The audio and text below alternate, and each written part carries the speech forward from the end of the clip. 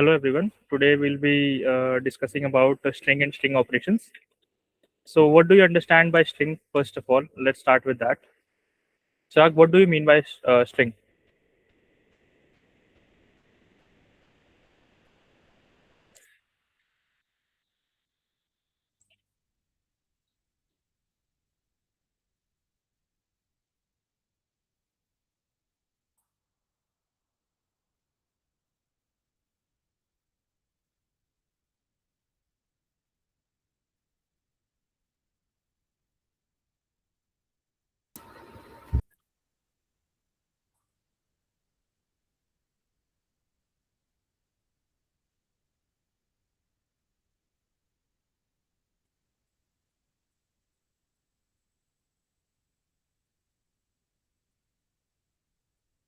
So, string is basically a flexible length, or you can say a string of characters that is that basically it's a stream of characters that is combined together to form a string. For example, we have this Python written over here. So this is a string, and this Python and data analytics internship October 2025 is also a string contained together.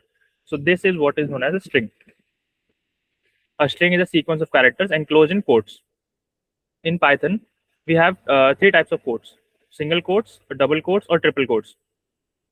So we use single quotes and double quotes most commonly, and we use triple quotes for multi-line strings.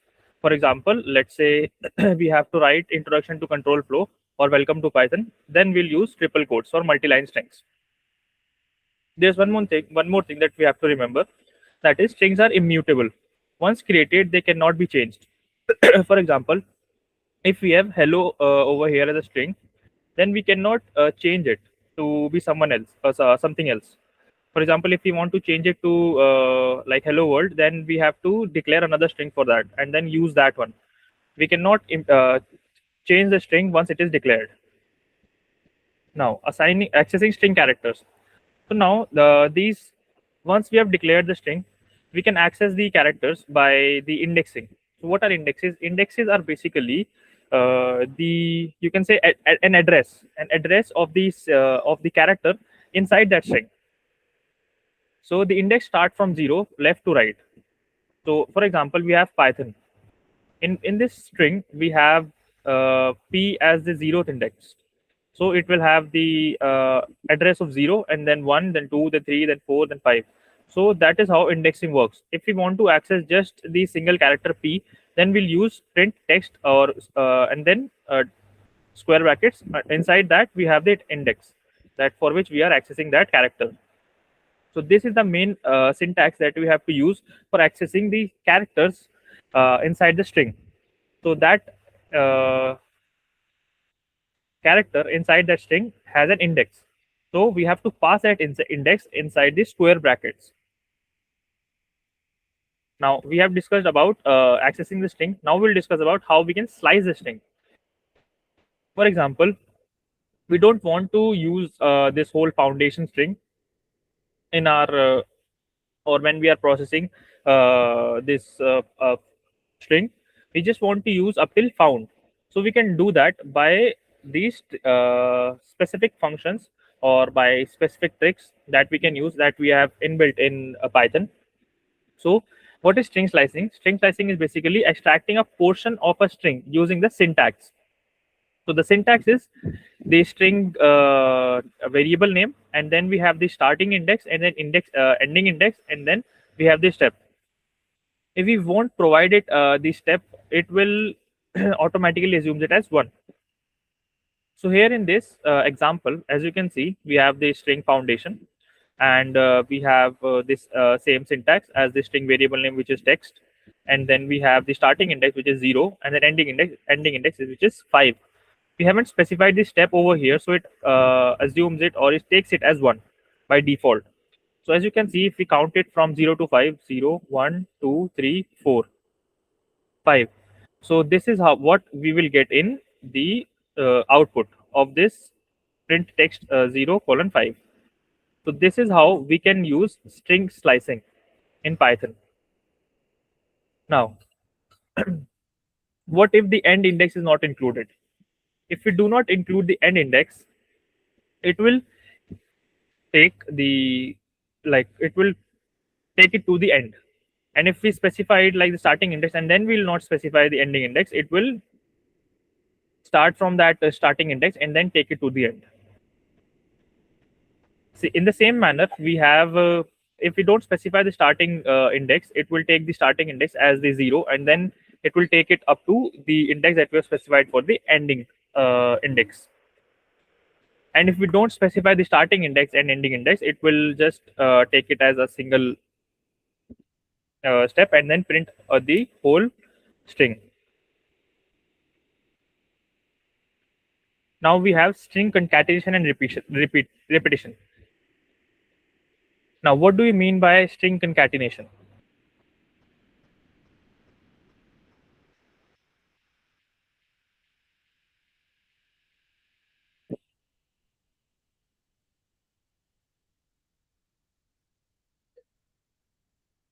So basically, string concatenation is combining two strings together, and for that we use the plus symbol. As you can see in this example, we have variable A which contains the string SAS, and we have this variable B which contains the string foundation. So if we uh, want to join them together, what we'll do, we'll just use the addition symbol, and if we want the space between them, we'll use an additional string which is inside this double quotes as a space character, and then we'll use another plus symbol, and then we use that variable B, which will print the output as SAS foundation. So we can use this and concatenate different strings. For example, if we go back to our previous string,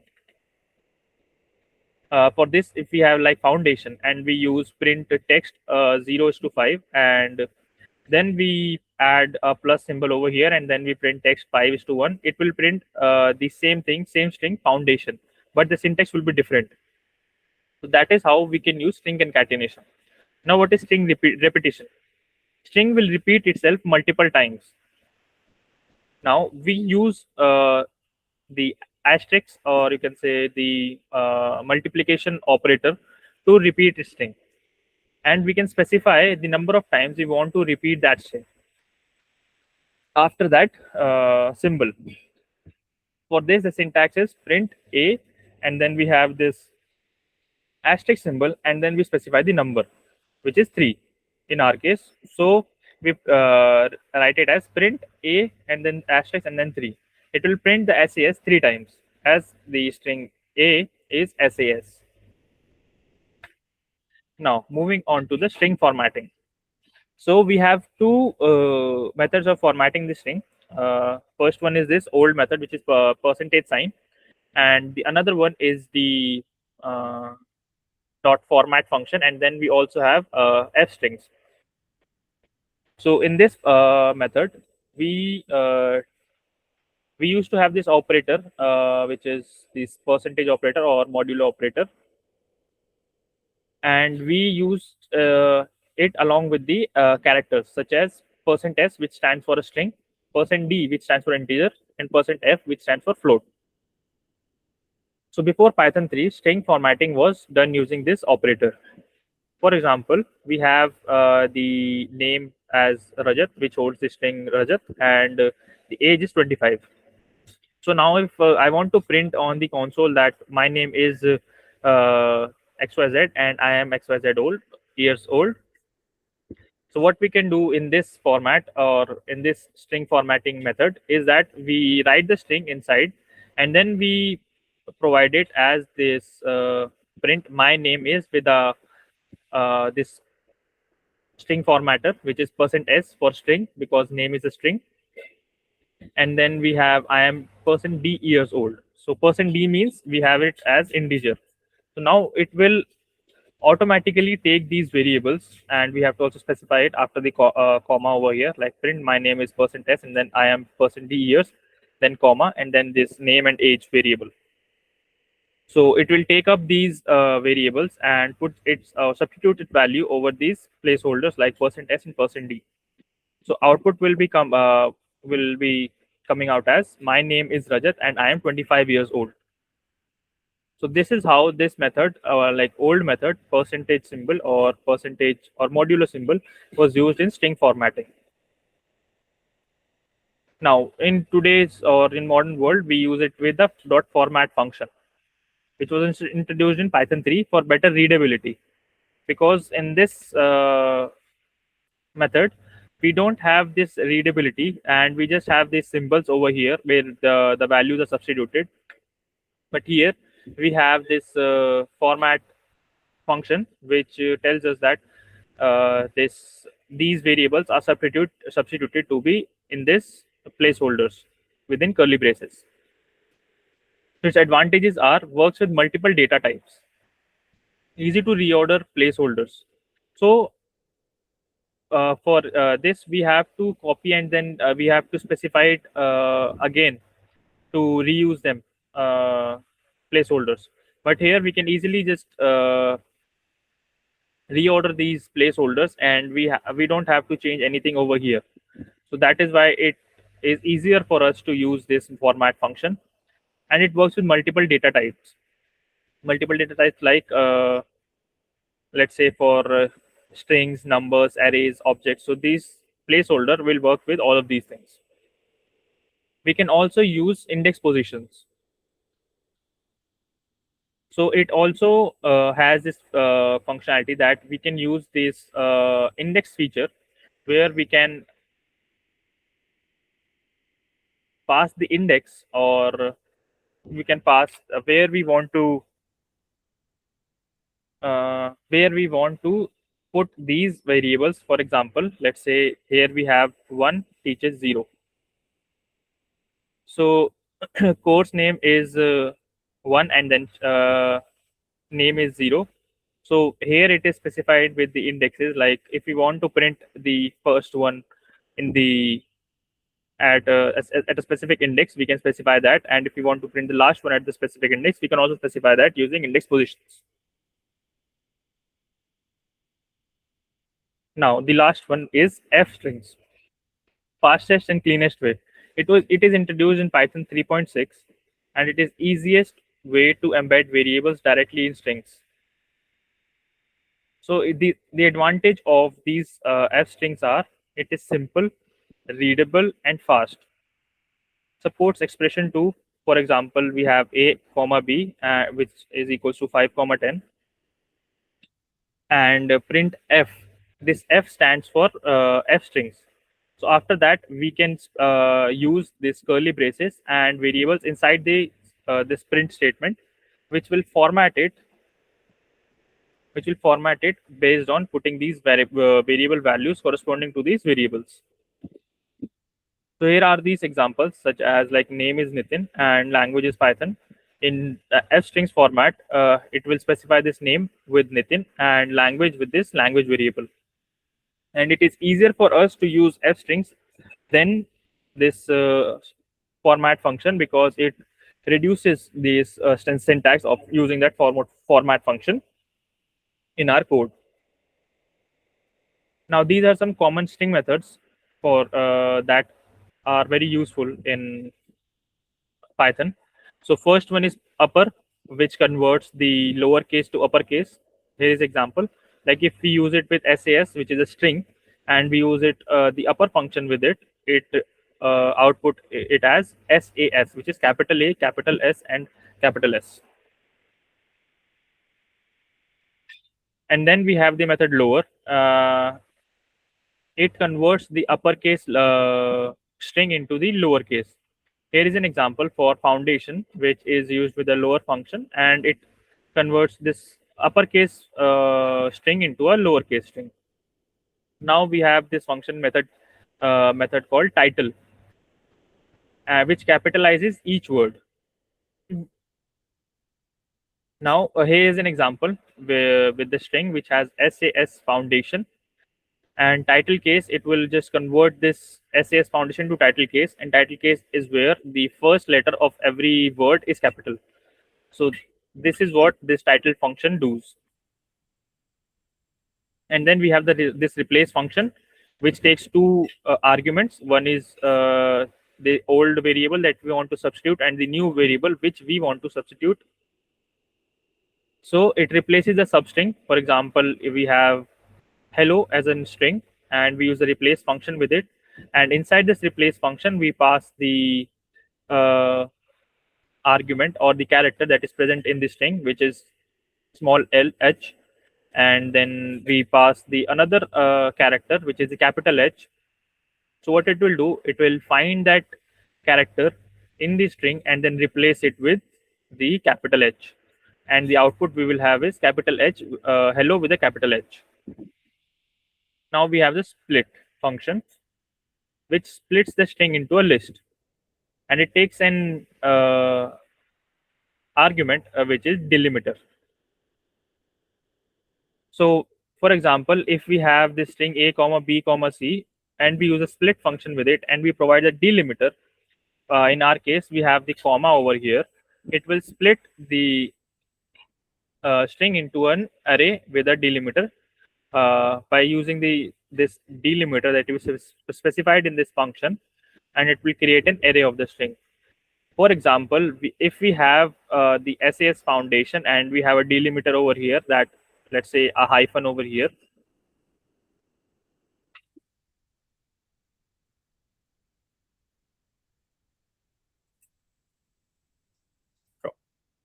Let's take this example like SAS foundation, and we have the delimiter over here like this, a hyphen. Then if we use a split function and provided delimiter with, rather than this, we provide a delimiter over here like this, so it will create an array of this SAS foundation in this manner. So this is how this split function works.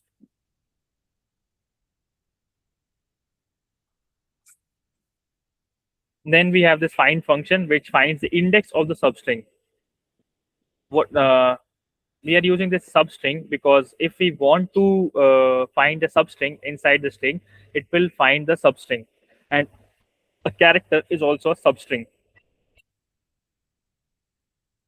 For example, if we have hello and then we use the find function and provide the character that we want to find inside the string, it will return the first index or occurrence of, or you can say the first occurrence of the character or the substring inside that string, at which index it will return it.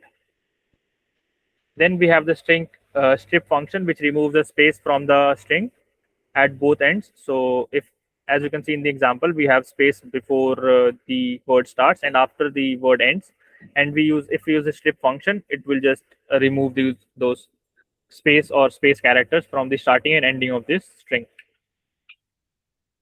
So now as we have reached to the end of this session, we will discuss the assignment. Write a Python program to count the number of vowels and consonants in a string. There are some hints present over here as well. Convert string to lowercase using lower function, and then loop through each character. Use if ch in AU for vowels, like this is the string, and use is alpha function to ignore spaces. So this is the today's assignment. You have to write a Python program to count the number of vowels and consonants in a string. You have to upload your assignment over here on this link, or you can scan this QR code, and you have to upload your module 5 assignment, and you have to close the form, as all these assignments that you have previously uploaded will be present there, and the form won't allow you to submit until you have uploaded all the 10 assignments. So you just have to upload a fifth module assignment, and you have to close the tab.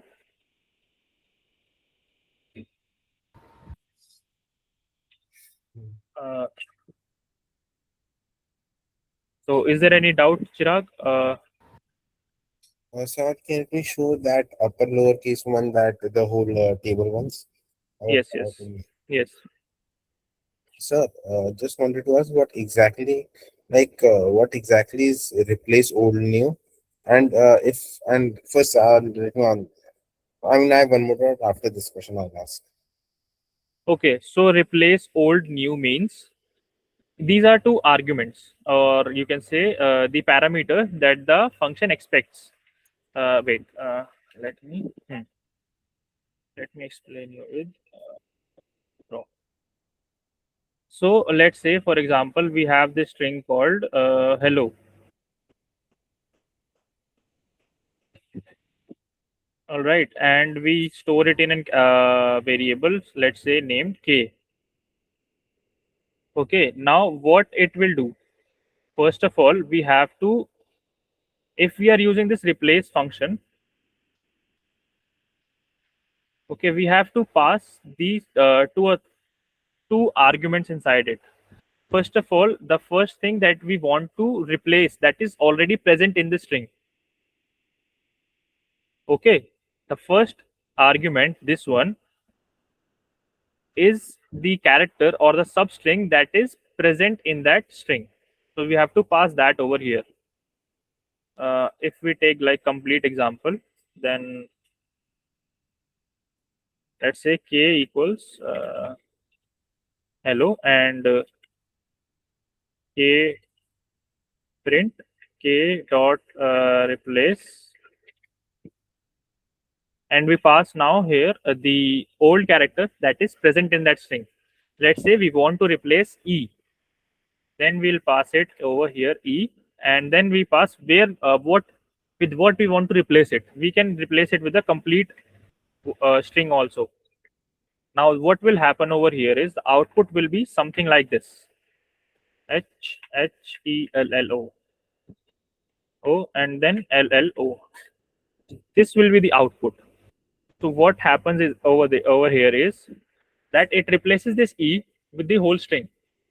And if we try to, like, let's say we take another example with the foundation, s is equals to foundation, Yes, so now and I was able to pardon. so now I was able to understand after that hello part. Now my second doubt comes from the split delimiter. So, sir, does it, for example, if there was A, no space B, and no space C, it was something like that. It was like ABC without any spaces, and I still wanted them to get split. Or it would be like if there was A, B, then comma C, and still I want them to have output just like here, like A, B, C, three different outputs. How would I, how can I do that? uh, can you can you explain me a little bit further with that question? So I just sent you a text, a message in the chat. Hmm. So, for example, if I have A, B, comma, C, something like this, and I Yeah. want to split all A, B, C and have an output like this. Just a second.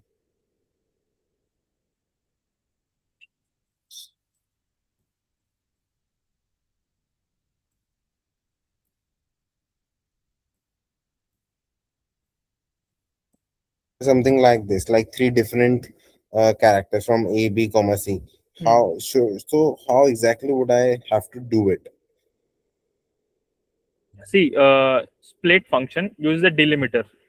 Now delimiter is, let's say we have you seen CSV files, comma separated values? Yes, sir. So those values are separated by comma, right? Yes, Let's sir. say we have three values that are 20, 10, 20, and 30. So here the delimiter is a comma, right? Yes, sir. That is why we say CSV, comma separated values. We also have like, we sometimes use these kind of naming conventions over in our files as well, like this is this, or you can say final assignment, and then one, and then we have final assignment 2, right? So these comma and this underscore, these are called delimiters. Okay, sir. Now what this split function does is it will look for these delimiters, and based on that delimiter it will split the string. For your question, we it has this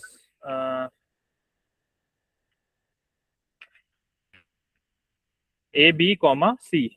So if you use split function on this, what it will do, it will create this kind of an output, comma, and then C, because the delimiter over here is a comma, and comma is after A and B. And if you want that output, which is A comma B comma C, then you have to create a different logic for that. Either you can do it by using the index, where you split the A comma B first, and then you use a split function, or if you can just use a split function, and then after you use a split function, then you can use another function on this A comma B.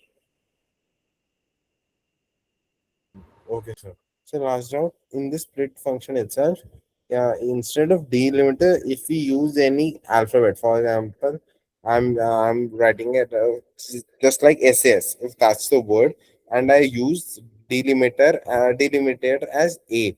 Will the output come like S comma S, like S space S, or how will it come in?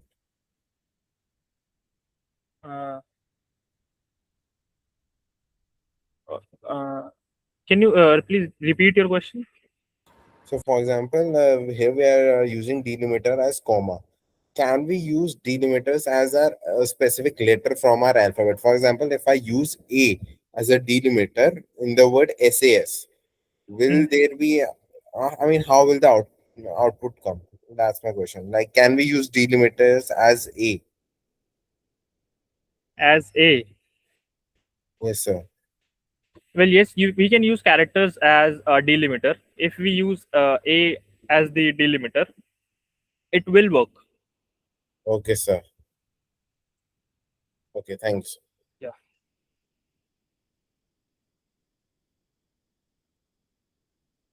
So no more doubts in this. No, sir. Okay. So do you understand about f strings and the percentage symbol that we use for string formatting? No, sir, can you please repeat? Uh, do you understand the string formatting Yes, with sir. the format function and f strings and this modulo sign? Yes, sir. Good. So this was it for today's session. And if you have any doubts and if you get any problem solving that assignment, you can share it in the group and we can discuss it over there. Thanks. Okay, Chirag. Then let's see you at 7. Sure. Thank you, sir. Okay, thank you so much.